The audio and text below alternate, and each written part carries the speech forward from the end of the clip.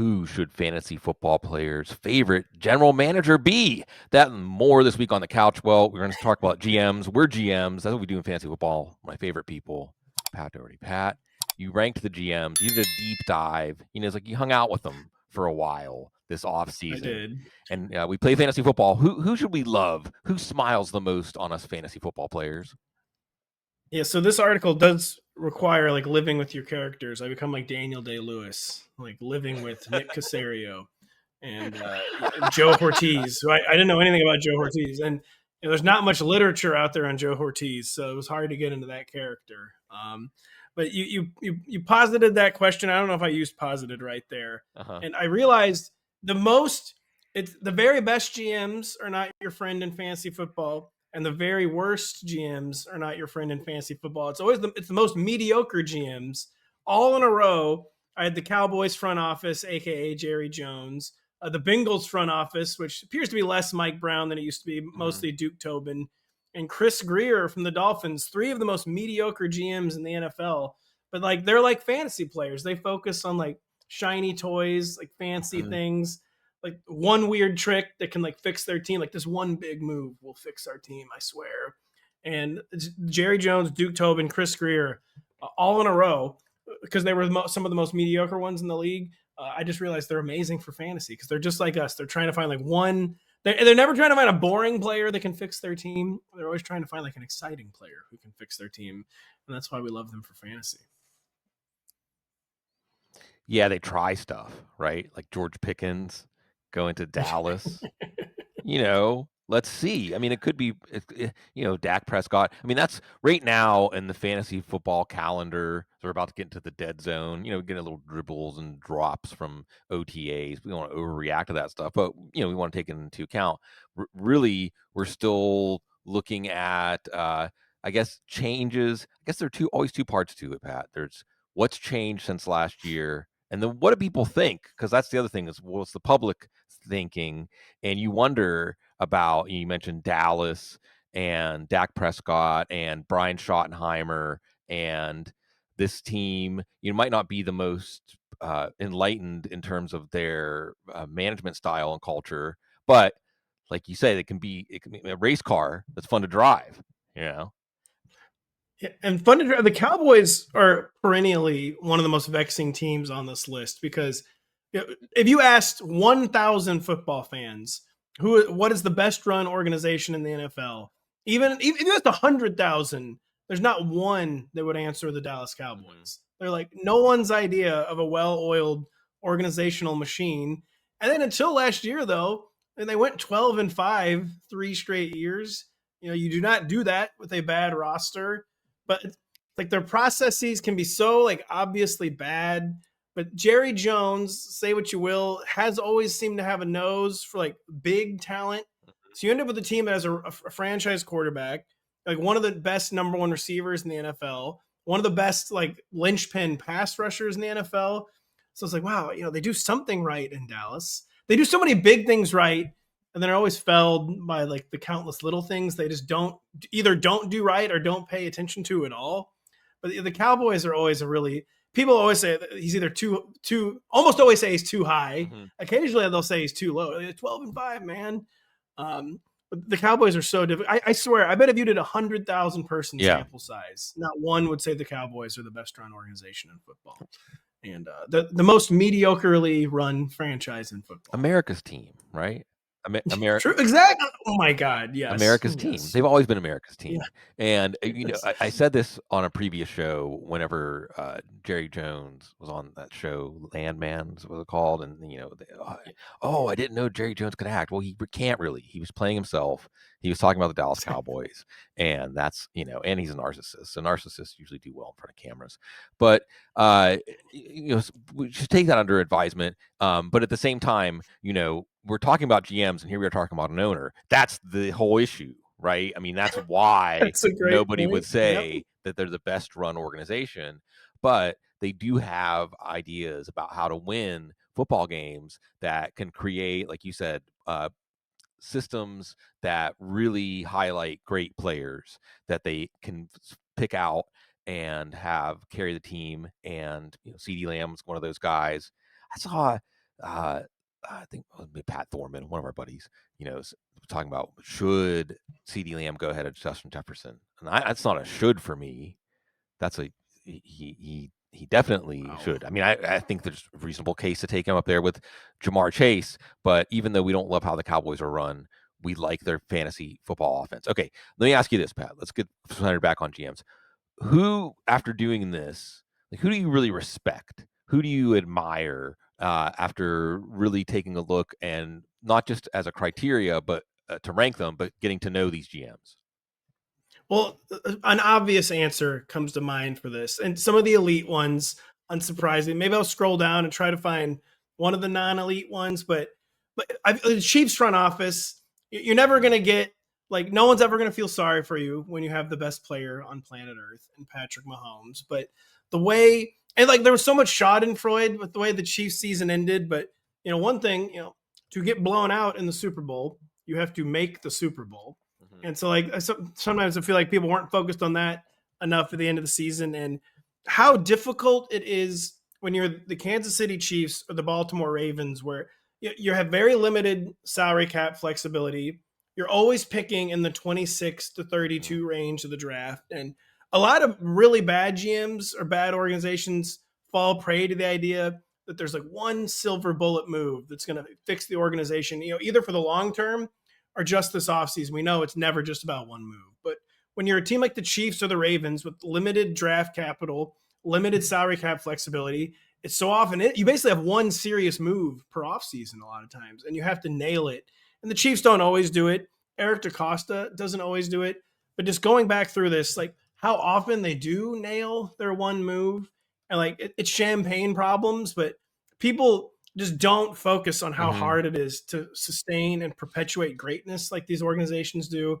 And like, yeah, they almost literally have one shot each offseason, and they hit it like frighteningly often. And that was one thing that just really stuck out to me. I don't know why this year in particular, how frequently the Chiefs and the Ravens, they have so little margin for error, and they always somehow thread the needle and come out better. And I had a lot of respect for guys, that we know are good, but maybe we've kind of taken for granted why they're good.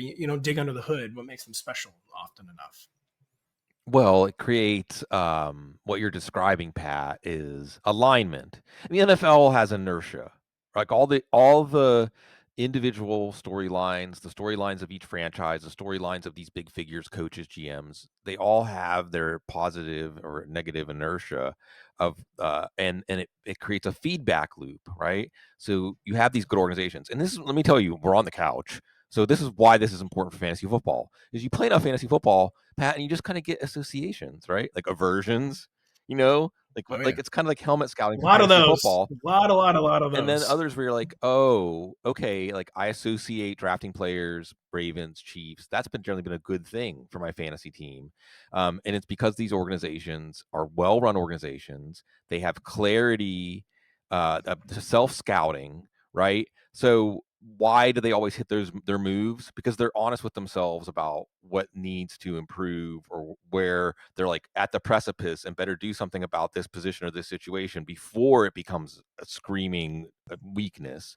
They don't ever seem to be like you said, making exaggerated moves to fix problems. They're often attacking things with free agency and developing within at the same time, like redundant, trying things like there's no hard and fast rules about how they run it. But because they're good organizations, because of all these things, Pat, players want to play there, right? They want Yes. to go Yes. there. And here you get the feedback loop, and then you get the negative feedback loop in the opposite direction when organizations aren't pushing players on an upward trajectory in their careers, and that's where we get our negative association. So yeah, the Ravens, the Chiefs, and you mentioned these things, thinking about like the Chiefs offensive line.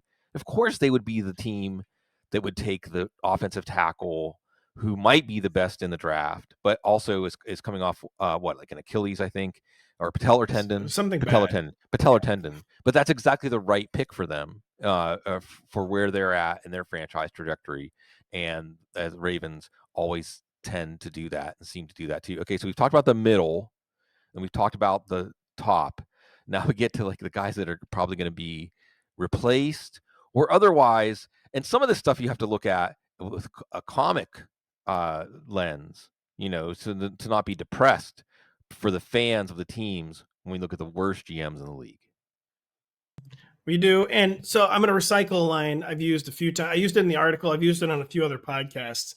The worst GM in the NFL right now is a lot better than the worst GM in the NFL was 10 years ago, especially 20 years ago. Or for better or worse, it makes the league kind of less colorful, less fun. Like a lot of like the guys shooting from their hip, like making gut moves, most of those guys are gone. And like there's been a widespread like professionalizing of front offices. So when I say someone's the worst, someone has to be the worst. But like Joe Shane was ranked last, and it wasn't necessarily because I find him like egregiously offensively bad or anything like that. But he was given a tough situation. He's given Daniel Jones, and then having to quote unquote extend Daniel Jones, like one of the all-time worst traps for an NFL GM. Right. So not great circumstances, but he has not exceeded those bad circumstances. His teams have gone from 9 wins to 6 to 3. I feel like the Giants are attempting a silver bullet solution where like they really needed a quarterback, obviously. But it's kind of they fall into kind of the Kenny Pickett trap where there's a reason Jackson Dart was available at number 25, and you're taking a quarterback at number 25. Like, talk about just like a desperate feeling move to me. And Joe Shane, though, it's not like any given day he's an offensively bad GM, but yeah, they have not gotten better. He has not improved his circumstances, his surroundings. How often do you save your job in year 4? Like, what's the best case scenario for the Giants this year? 7-10, 8-9. Is that really going to save your job in year 4 of a GM ship? And where I ranked him last is because he has not he's not exceeded his tough surroundings, his tough setup. But some guys do, and he's kind of unlucky. But that's what I'd say. A lot of the worst GMs now are more unlucky than like truly bad. Whereas in the past, you would have some truly bad, like horrible processes, horrible at talent evaluation. It's not like that anymore. They're all more professional. But yeah, he's not exceeding his circumstances. Well, Pat, isn't it picking Daniel Jones over Saquon Barkley in a nutshell?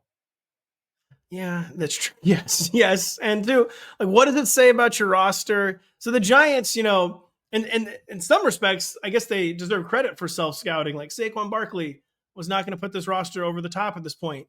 But then what does it say about your roster when the second the guy that you thought couldn't help you leaves, he becomes the finishing touch for a Super Bowl team? Yeah, of course. Like, how bad does that make your roster then? Like, kudos, you did realize he wasn't going to be the difference for you.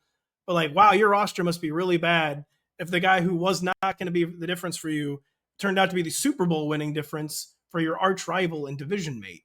And yeah, it says very not good. Even worse, you thought your roster was bad. It says even worse things than you thought about your roster when something like that happens. Well, and your ability, because the Giants have been bad for a while, the Dave Gettleman years, right?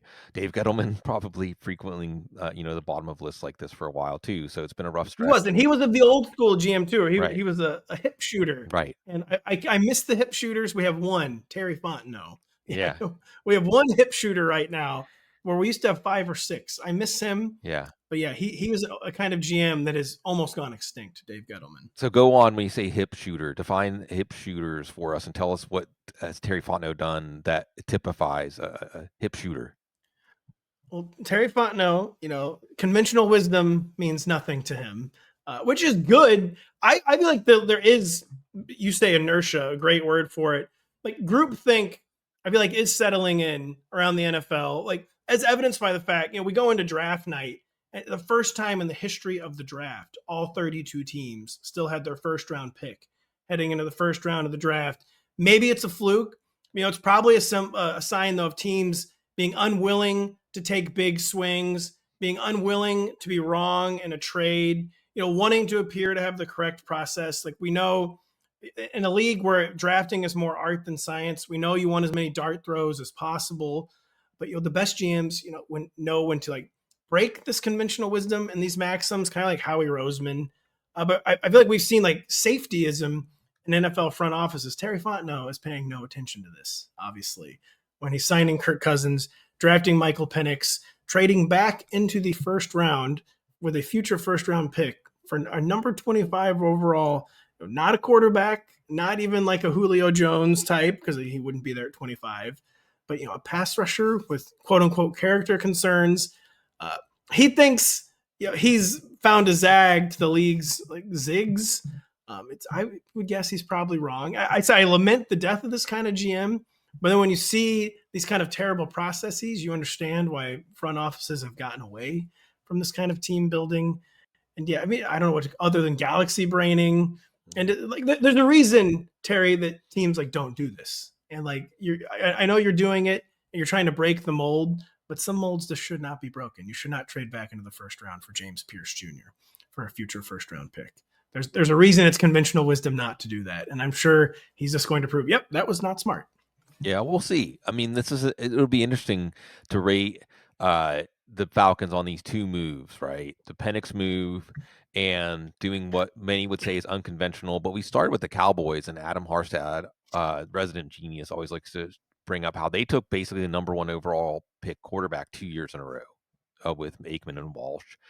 Something right now that if it was done now, Pat, people would, they would want heads on pikes, for doing that 2 years in a row, and it ended up being something that created a dynasty, right? It was. So now you look at, and you mentioned the Daniel Jones and the Giants, because Denver Broncos, Tim Tebow wins a playoff game against the Steelers. Demaryius Thomas, rest in peace, man. Oh, God. Yeah, no, So many players gone too soon. And instead of keeping Tim Tebow, John Elway, in his infinite wisdom, goes after Peyton Manning, who just got released. And that results in a Super Bowl, right? So I guess if Dable and Shane were visionary enough to say, yes, we just won a playoff game with Daniel Jones, maybe franchise him and play him, like have him go year to year, but say like, no, we're not quite sold, or make a large overture for somebody else, a Matthew Stafford or something like that. That could have been something that greatly altered the course of that. It's what the Steelers are lacking too. But Atlanta, with the belt and suspenders approach at quarterback, that's why I started with Dallas. It was very much vilified at the time. You could hear it, the howls go up whenever they made that pick. And now you have a team that has a legitimate Super Bowl window with the players that they've assembled around Michael Penix. If Penix can start to progress in terms of team building, it's about GMs, the team building flexibility. And I understand what you're saying about giving up a first round pick for a second pass rusher. The way the story goes is they would have taken Pierce at 15. They were planning on taking Pierce at 15. They would have been happy with him there. Jalen Walker, most people had like 6, 8 in mock drafts. He falls to 15.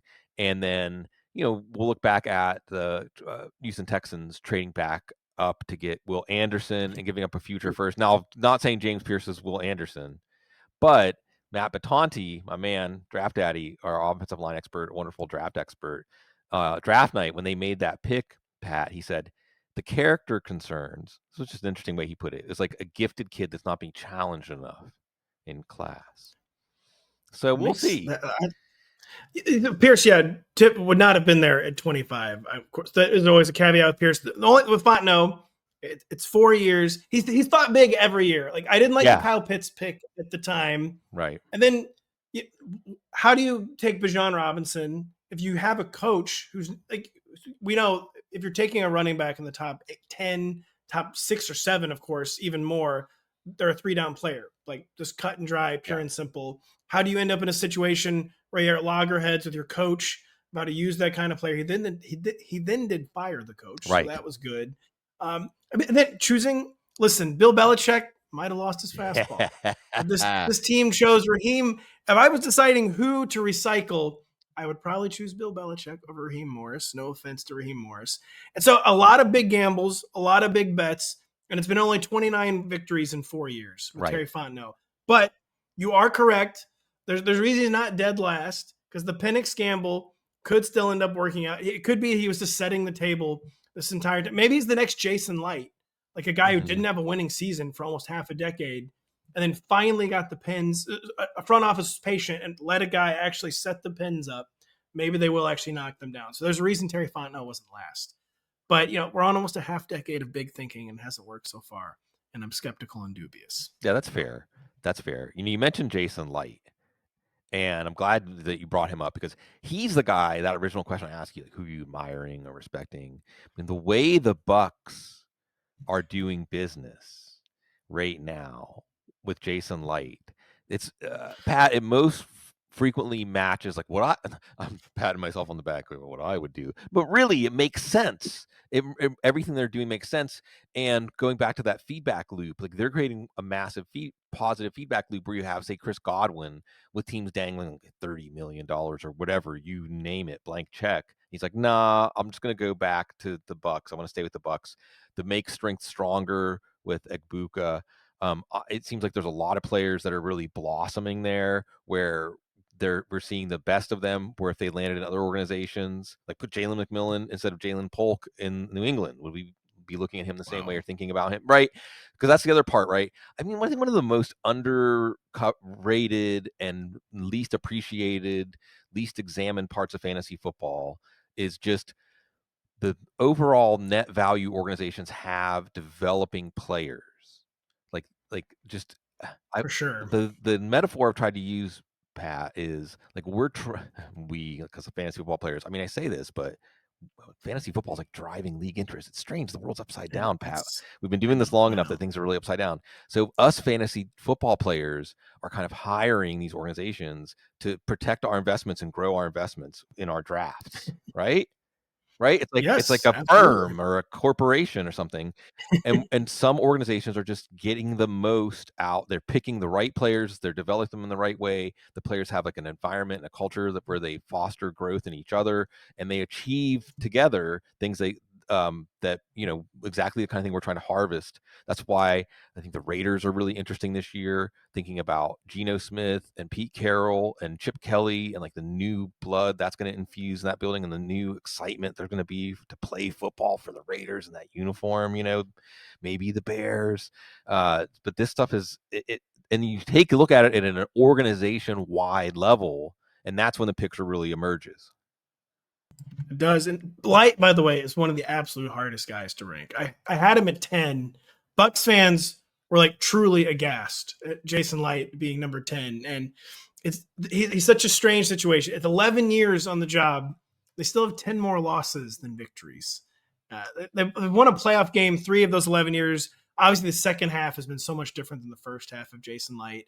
But even the first half, it's not like you can disregard it because it set the table for what came. Basically, Jason Light is one of my least favorite people to rank every single year because he's raised his floor so much. Maybe the ceiling slows. I'm just filibustering on Jason Light because I never know what to say on Jason Light. He Well, confounds me.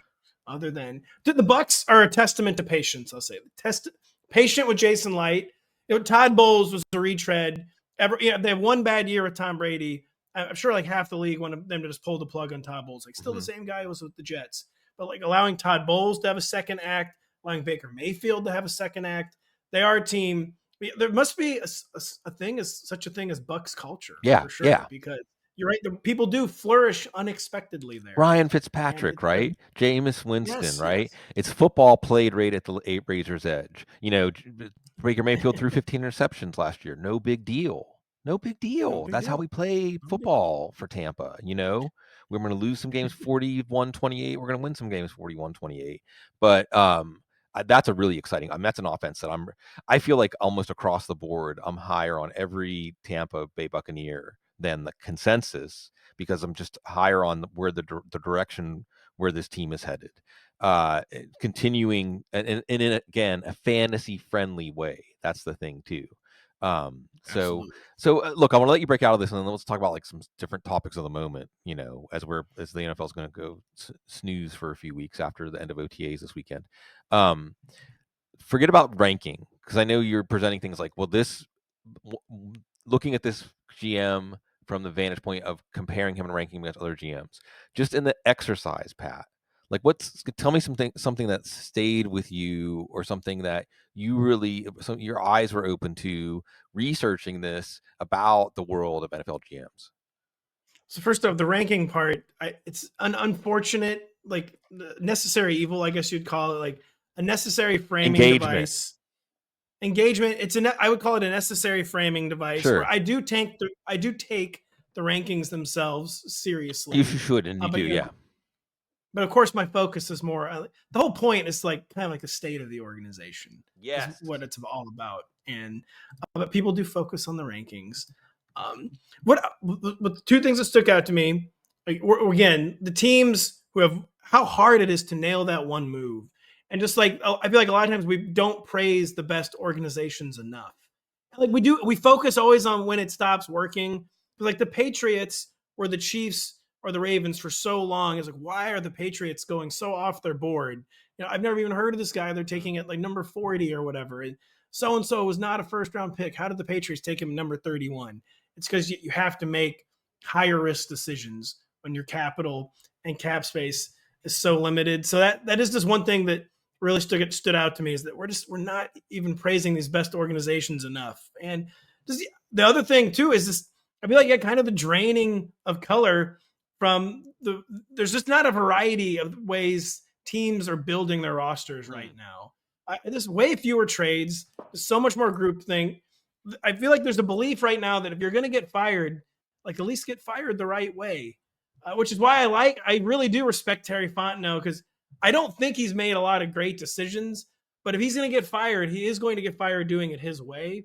And like, you need to get fired doing it your way and not just like the XYZ way. Like, I feel like Joe Shane is kind of just sleepwalking through his own firing. Right. It's kind of how I put right. it. Well, And it's like a lot of, it's probably partly.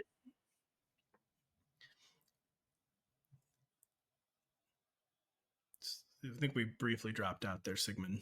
I'm back. Sorry, New Orleans internet. Are we caught You're back back. up? Sorry.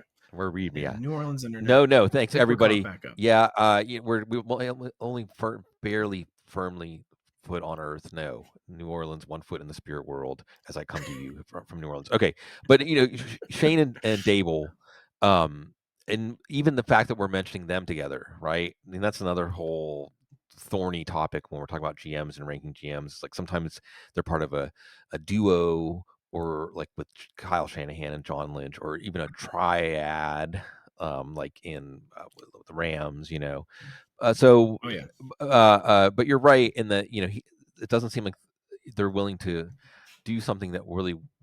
It's like so many of these figures want to just make defensible decisions. They want to make decisions that they can say, well, it was a reasonable thing to try, but not actually have imagination or vision.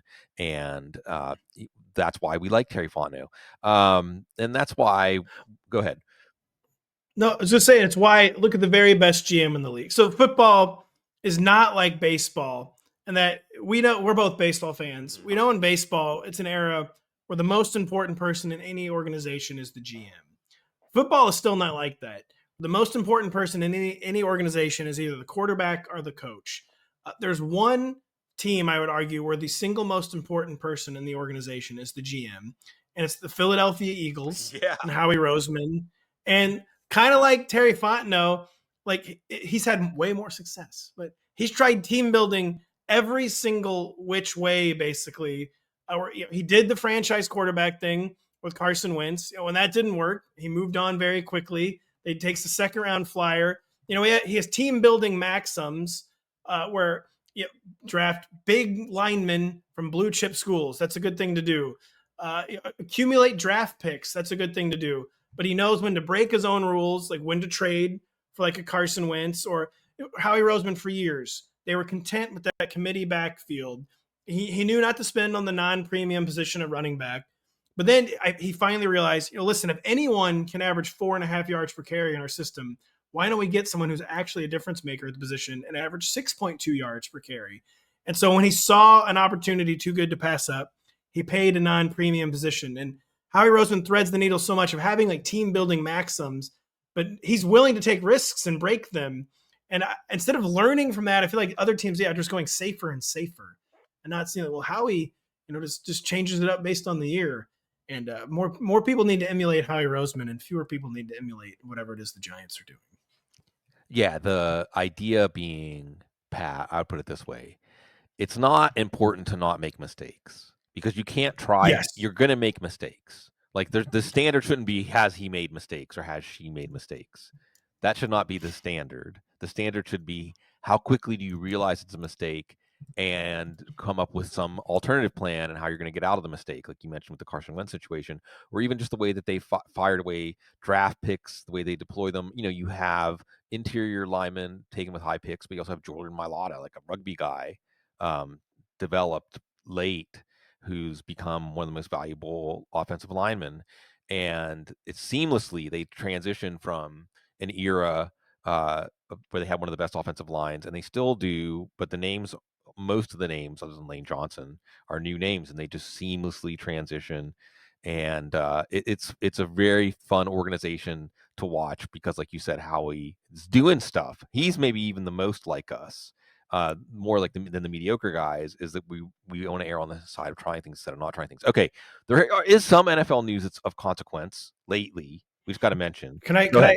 say one more thing? Where mistake avoidance, I think Yeah, you said it's a thinking that's infected like every part of the NFL. Where even more on the field than off the field. Where what is the proper number of interceptions? We know it's not zero, and there's so many offenses designed around the fact like of avoiding turnovers, which of course is a long NFL truism. Of course, you want to avoid turnovers, but not at the cost of becoming like just stayed or like letting inertia set in. Like Daniel Jones avoided interceptions a lot. That was great. Look where it got him. Like absolutely nowhere. And like how the Bucks being comfortable with Baker Mayfield throwing 17 picks or whatever. And you have to be willing. So avoiding turnovers is great. But another old truism is you have to be willing to be wrong. And it just seems like so many teams are losing sight of this both on and off the field. yeah. Dan Campbell, right? Brad Holmes Yes, carrying the flag absolutely. here Yes. for that style of doing it. Okay, let's talk about a few things that happened. Just and what your knee jerk reaction was. Okay, so first of all, and I'll tee it up in a very leading kind of punchy way. Please do. Um, J.K. Dobbins off, R.J. Harvey off the train. Even more reason to get on the train because everyone's going to say, I mean, Sean Payton, why are you doing this to us? How are we feeling here? Well, 2.75 million guaranteed is not the most money that's ever been paid to a running back. But that amount still caught my attention because you don't guarantee someone 2.75 million. Of course, if they're not going to make the team, and 2.75 million suggests not only making the team, but maybe having a role in J.K. Dobbins. But panic is, of course, kind of setting in. I feel like people are either panicking or people are like being trying to be too cool about not adjusting. Like this doesn't change at all where I am on RJ Harvey. Like I feel like it's It predictably should. kind of producing opposite and extreme reactions. And I'm more of a stay the RJ Harvey course because J.K. Dobbins. Well, first off, the Broncos backfield before RJ Harvey, one of the weakest backfields in the entire league. J.K. Dobbins was so overextended last year. Anytime he was like an 18 to 20 touch guy instead of like a 10 to 12 touch guy, I think he's going to be much more like a 10 to 12 touch guy in Denver. Even though Sean Payton, who loves to talk, has been gassing up RJ Harvey as a potential 3-down guy, I don't think we ever really thought that was going to be the case. And I think I will take the old like fantasy coping mechanism. Like, I actually almost think it's good news that they signed J.K. Dobbins. Yeah. Like, if this is the competition, it's like we knew there was going to be competition. That's fine. If it's J.K. Dobbins, we know it's a player they're not going to try to give the ball 20 times a game. We knew, though, they weren't going to give the second-round rookie, almost third-round pick 20 touches a game. So it's like, let's just stay calm. Let's stay the course. I still like R.J. Harvey, 5th, 6th, not 7th round. He's not going in the 7th round. 5th or 6th round pick. I still like R.J. Harvey. Yeah, I don't know, man. I don't know. There's all these situations, Pat. Well, look, rookie running backs, right? There's all these situations with rookie running backs, and you mentioned the salary, right? All these guys getting salaries. I mean, like we expect you to contribute, but you're not knocking our socks off. We're not making a big time commitment to you, right?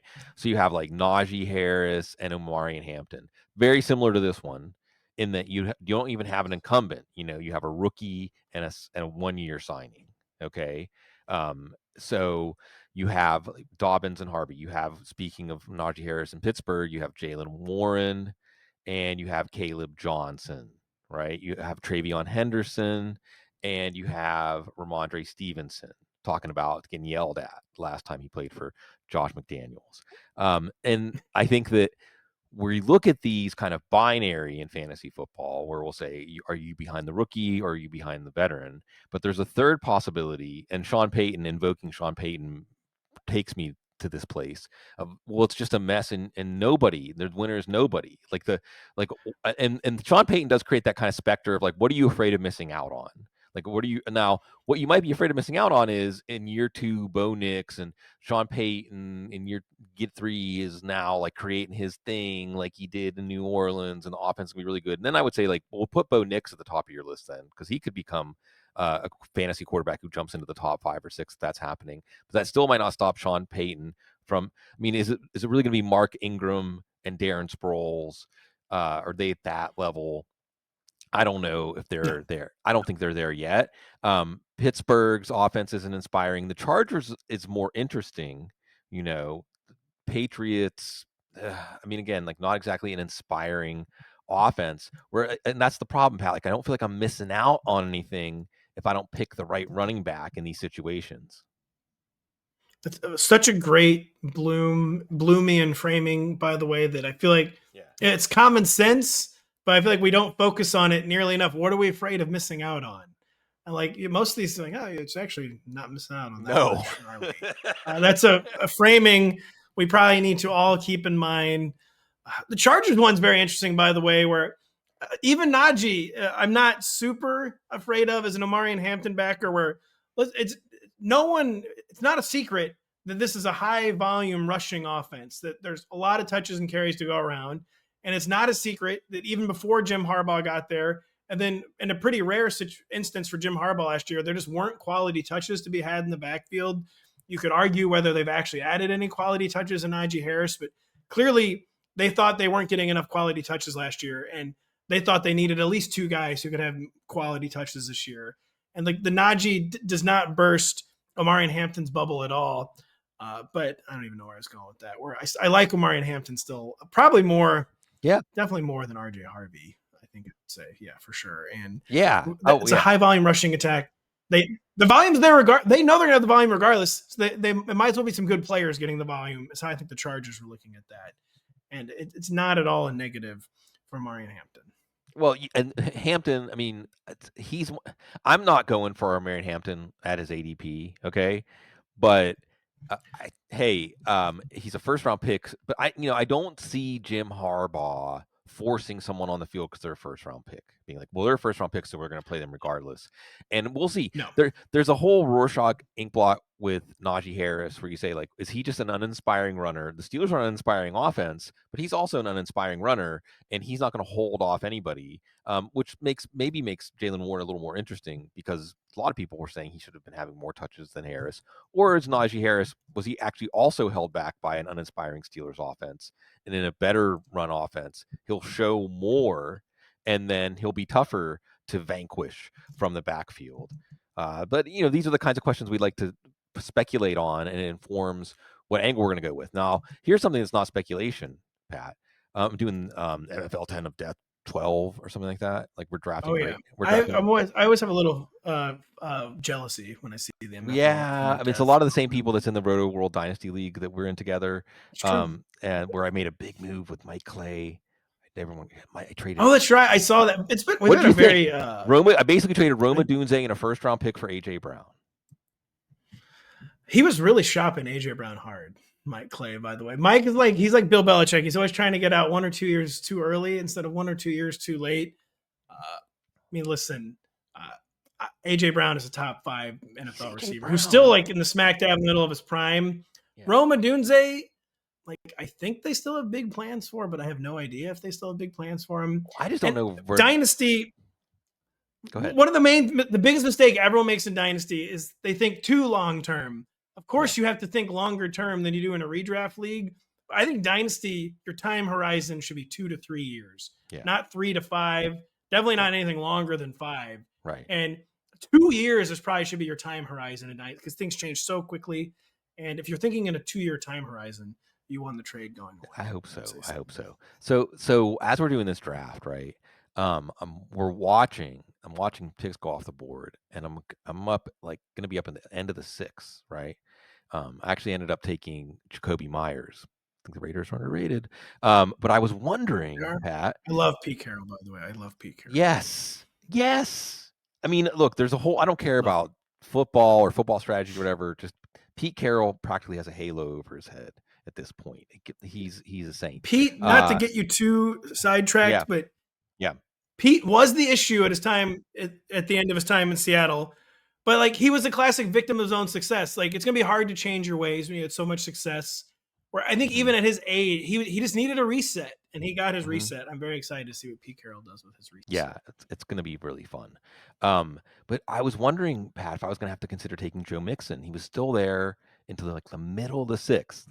It does seem like without a lot of talk, the Nick Chubb signing maybe has people shook about Joe Mixon. He's been missing with an ankle. I mean, I have to say it did register on my radar, but all the way to the sixth round, I was like, am I going to have to take him? But there's part of me almost want to say no. That let's let him continue to fall. So how spooked or were you even worried about this? Were you aware this is happening? Is it an overreaction? Nick Chubb joining Joe Mixon.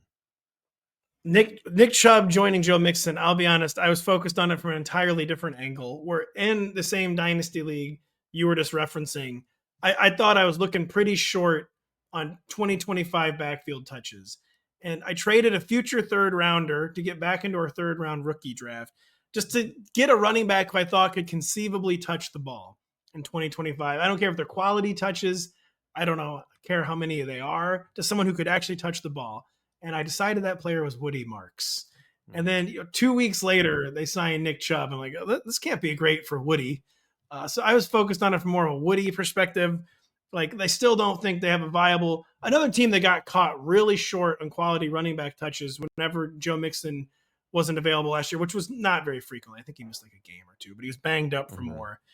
And they just seemed like they needed more quality touches. But I don't know if like the very initial returns they saw in like padless rookie camp like weren't good for Woody Marks or something. Probably not. It No, probably was more about Mixon than Woody Marks, but I don't know if they just saw a player that they thought should be like a finished product in Woody Marks because he's like 25, and maybe he didn't look like what they thought they were getting in rookie camp. It's kind of the way I viewed the Nick Chubb signing, or maybe since a quality player was available, he's a year further removed from injury. It wasn't even about Mixon. It wasn't even about Marks. It was about signing a guy who was one of the best runners we'd ever seen until 2 years ago.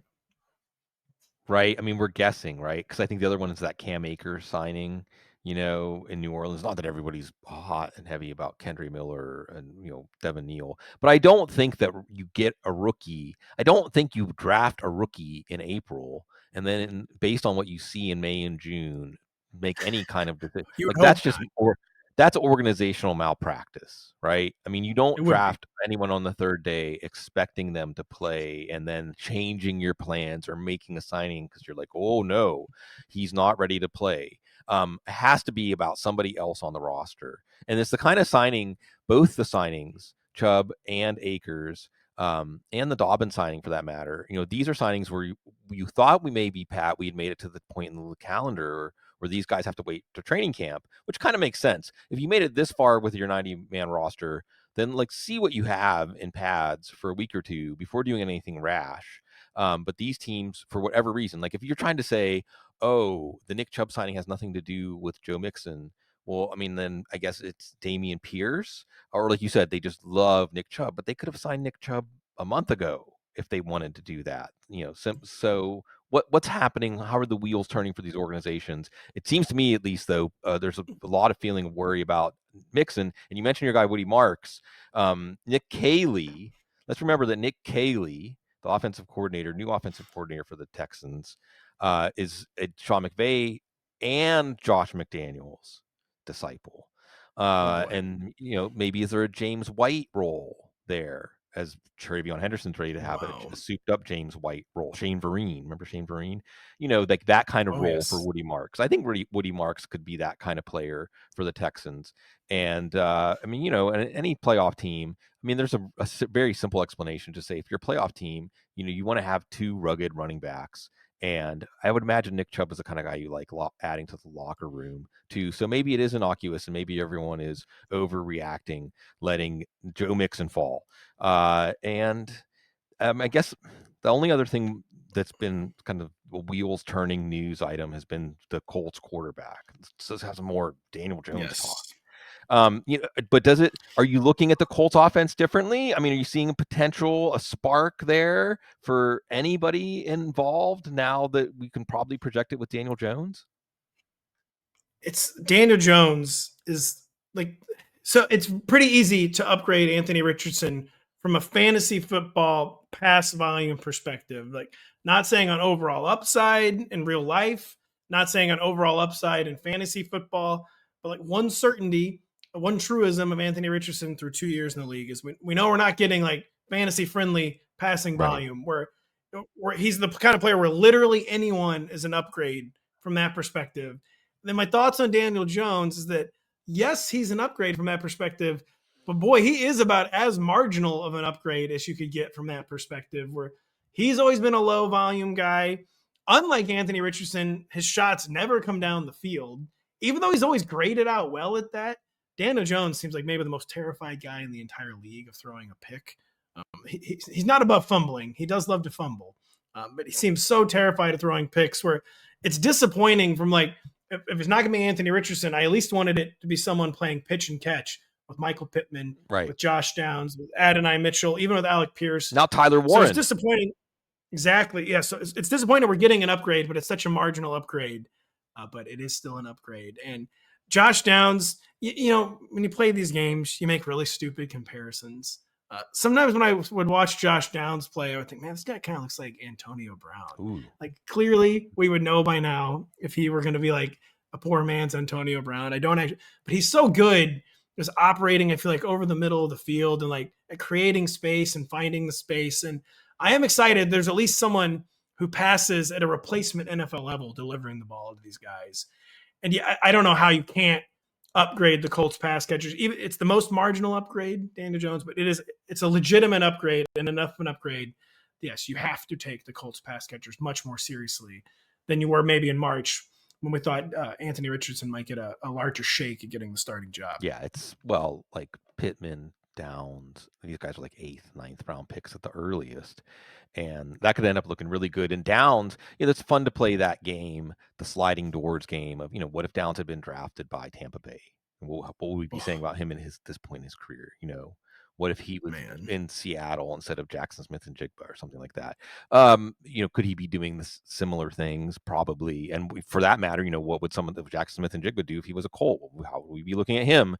But again, that comes back to that point of organizations. And it's not just the player. We're also trusting the organization to turn what this player does into production. But we always turn our time together, Pat, into, at least for us, interesting conversations, as we are always spending too much time looking at the NFL and thinking about it and wanting to serve our audiences. And it's always fun to do it.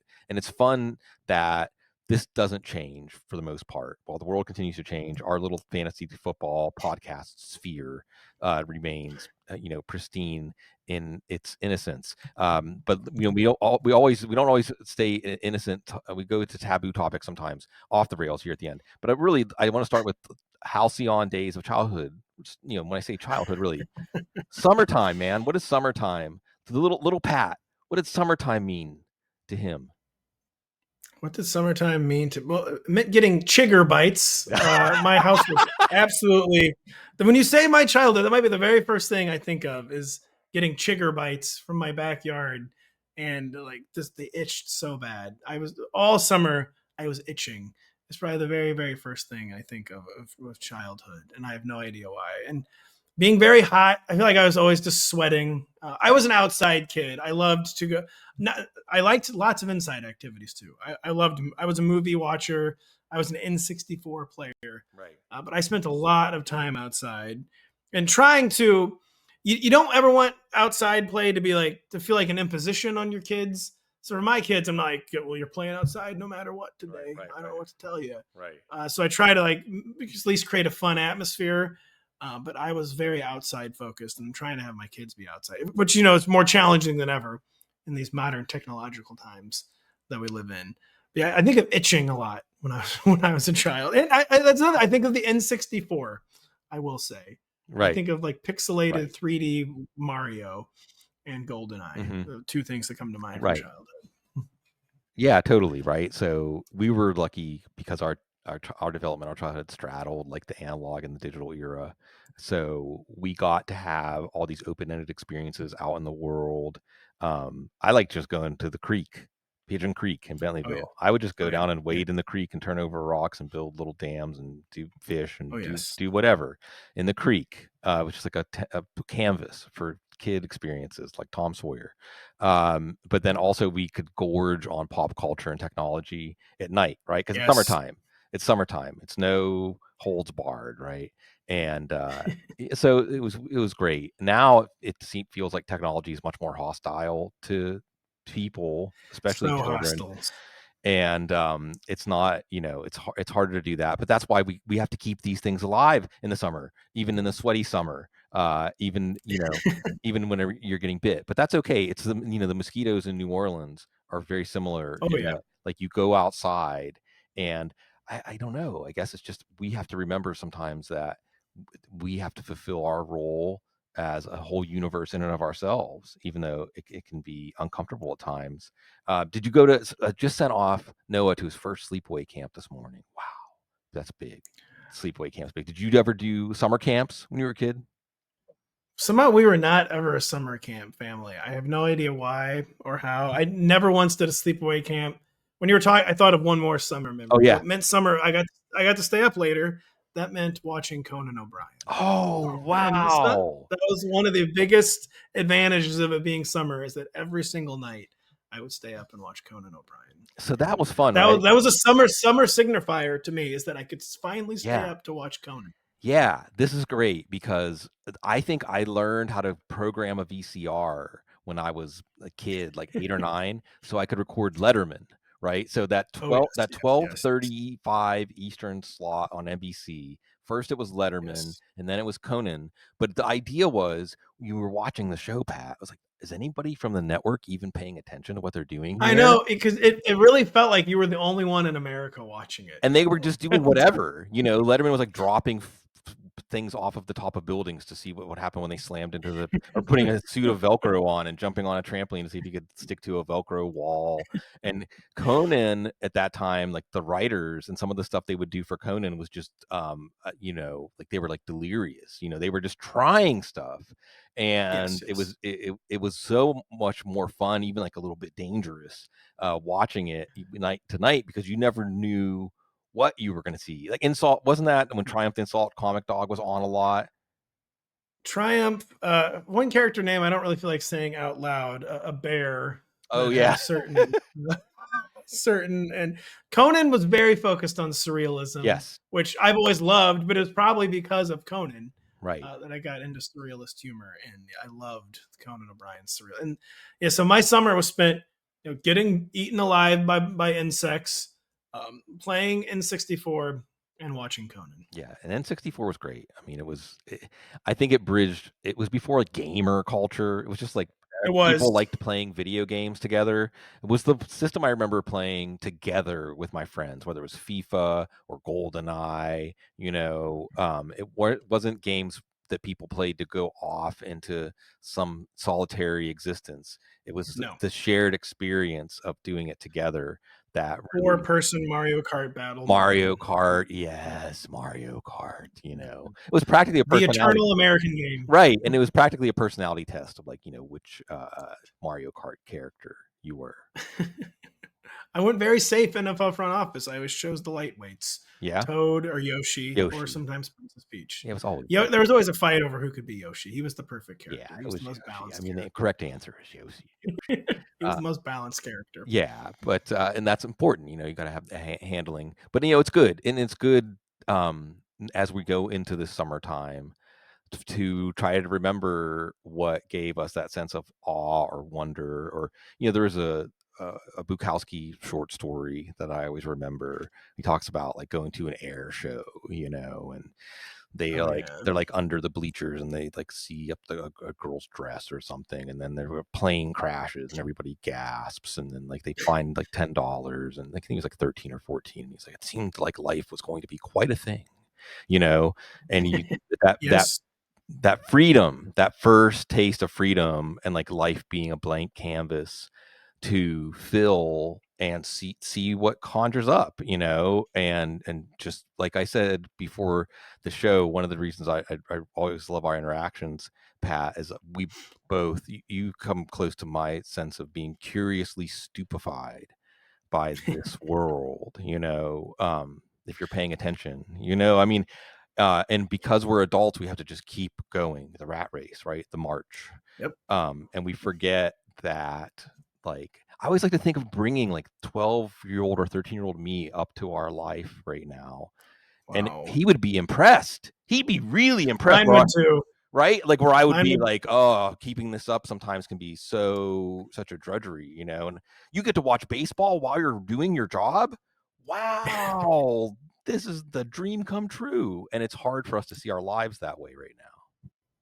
It is. Boy, would 12-year-old Pat be really impressed, because I did my own fantasy sports, where I would create my own players and teams and have notebooks full of like fake statistics and fake players. But one other memory of childhood, but I was a very cautious kid. I've always been a very cautious. I was condemning NFL teams for being risk averse. I've always kind of been risk averse. Fireworks, though, home Oh, fireworks were very important for me, because I loved fire. I did like explosions and like getting comfortable with, like, there's not a huge risk with home fire, but there is some risk. Now that kind of brought me out of my comfort zone. Like, well, I'm gonna light this mini explosive off now and see what. And like, so fireworks were. I see people like want to ban fireworks. They're not safe. I guess they probably should be banned. But to me, they actually helped like come out of like, yeah, all right, I'm gonna do something a little dangerous actually, and I'm gonna hold a Roman candle in my hand, right, and shoot it at something. right. And that was fireworks were key for me too. Yeah, summertime in America, the bombs bursting in air, the rockets red glare, right? Are they ever? Yeah, Yeah. no, but I mean that's like illegal fireworks, or I mean down here in Louisiana, you have to go across the river to Jefferson Parish, and you go, and there's like 2 days or 3 days, like right before New Year's and right before Fourth of July, that they can sell, and then you just go out in the street and you light them off, and it's uniquely American, It is. and Missouri has a very libertarian outlook on fireworks, you where guys have the gigantic stores. I remember as a kid driving through Missouri and seeing stores that look like they're like as big as a Walmart is now, but before Walmarts, like before there was actually, it's they had big box stores for fireworks in Missouri yes, before big box yes. stores even made it to the rest of the country. I have no idea our obsession with fireworks, but we have a legitimate, unhealthy, unsafe obsession with fireworks in Missouri. Well, I mean, it is one of the states that actually had a war. It's one of the states that, as a state, was involved in its own war. I mean, in Kansas, It was true. Missouri, some of that stuff got pretty hairy. That's why we try to keep it calm. We try to be, Yeah. reflect and contemplate with my friend Pat Daugherty. It's fantastic. Those of you that are here watching, listening, thank you for continuing to indulge us and letting us do what we do, and hopefully brings you some sort of comfort and some sense of company as we go through this thing, being curiously stupefied and trying to turn what that pops into our head into some fantasy football goodness. And like I said, good company always. You all are the best company that you allow us to do this. It is such a privilege. It is a pleasure in the year 2025 to get to be a positive space with our people. You create that for us every week, every day that you can for us, because you're so classy.